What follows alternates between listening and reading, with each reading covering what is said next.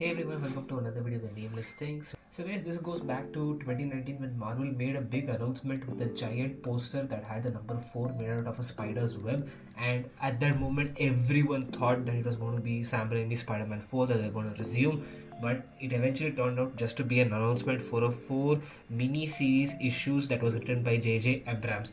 And obviously that was a huge disappointment because people were expecting Tobey Maguire to come back and do Spider-Man 4, but then they got this and people were mixed as to how a Star Wars movie director was going to do Spider-Man. But this series turned out to be a 5-issue mini series later, and we'll get to the review of the storyline in just a minute.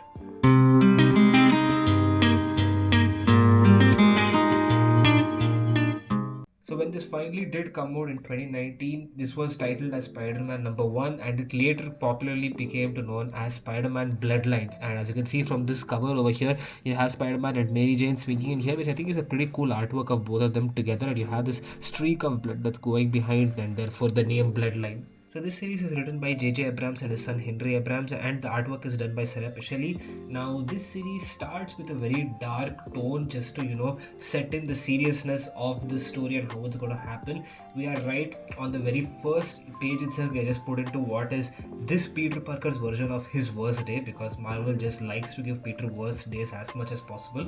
So he's on fighting a battle against this villain called Cadaverous, where his wife Mary Jane just dies on the bridge, and then the whole story flash forwards to 12 years later, and the scene totally shifts to his son Ben Parker. So the entire focus of this series is not on Peter but his son Ben, which I think is an interesting choice. Now after having lost Mary Jane all those years ago, Peter also loses his hand and he gets this hook, and I don't know why, with the Marvel universe that is so advanced in science, he could have had a prosthetic arm. I don't know why they decided to give him a fish hook instead, but he has that. He loses his will to become a superhero. He retires completely from becoming Spider-Man, and he also distances himself very much from his own son, who then ends up resenting him, which is kind of obvious. Now his son Ben is like a social outcast, and he's literally growing out to be resentful. He gets into a lot of trouble at school as well, and obviously this all stems from the anger and the separation that he has with his father. Now, if we take a look at the villain of this series, the villain is the person known as Cadaverous, and he kind of looks like a mix of one of these Star Trek, Star Wars villains. He's a bit creepy. He has some mechanical armoring as well. This guy was made because, well, he tried to experiment on spider's blood, and then he later turned to find out that the spider that he was experimenting on was treated with Peter Parker's father's blood, and therefore there was a little mishap with his experiment, and that turned him into whatever this monstrous thing it is. Kind of like what we saw in the Amazing Spider-Man 2 movie, where Harry Osborn tries to inject himself with the spider serum, but then it won't work without Richard Parker's blood. Now, if we take a look at the artwork of this series, that has got to be one of the plus points of this whole series. Now, this artwork being done by the co-creator of Miles Morales, it brings a lot of value to this book. Now, that said, if we take a look at the overall story of this 5-issue mini-series, I would definitely have to say I am extremely mixed, as is most people. Most people either hated it or they just had extremely mixed opinions. Thrusting MJ just towards the end and just somehow showcasing that she is alive, and then very immediately killing Peter after that and just leaving Ben with his mother. I get what they were trying to go for, but I think they've wrapped it up way too quickly in just 5 issues. Because I mean, within these 5 issues, you're trying to show the growth of Ben Parker, who has got this over a decade worth of resentment towards his father, who has been very distant to him.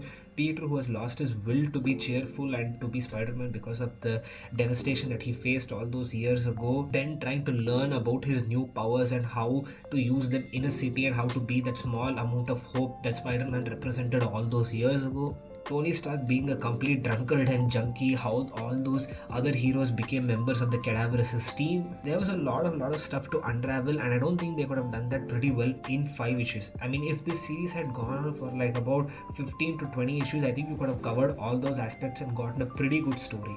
Overall, as a standalone Elseworld story, it's a decent read. It's like about a father-son story, but like I said, it was not really addressed very well. I mean, you have all these tropes and plots that was introduced within the first to second issue, and primarily the first issue itself, but beyond that, they're not really very well addressed, as we don't get too much into each character's individual life and their thought process and decisions. Guys, if you really want a good storyline about an alternate Spider-Man universe, I would recommend that you check out Chip Zdarsky's The Spider's Shadow, because that is really good, guys. Overall, when it comes to Spider-Man the Bloodline, I would give it about 2.5 out of 5. I would really like to give it a 3, but then the mixed story does not allow me to give that much of a ranking to it. I really do love the artwork, and I think one of my favorite elements is this issue 1 cover art, because I think it is really amazing, and I really did like the concept of shifting the focus from Peter towards his son Ben Parker. But Marvel's need to constantly fuck Peter up is becoming so tiresome right now. So that I really hope that they change. If you like this video, be sure to share this with your friends. You can subscribe to the channel and stay tuned to more such videos. You can let me know in the comments what you thought about this series, and I will catch you guys next time.